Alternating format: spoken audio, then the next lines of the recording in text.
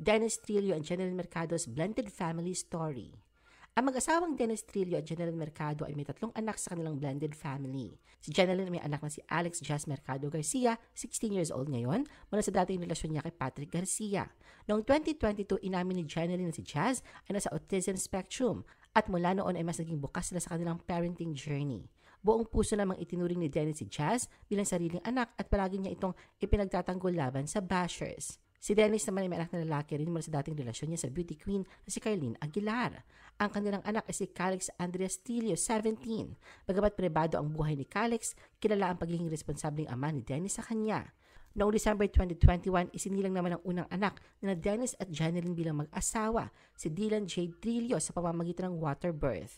Simula noon, madalas silang ibinabahagi sa social media ang masasayang sandali bilang isang pamilya. Sa kabila ng pagiging modernong pamilya, pinatutunayan na Dennis at Jeneline ang tunay na pagmamahalan at pagtanggap ang bumubuo sa isang masayang tahanan.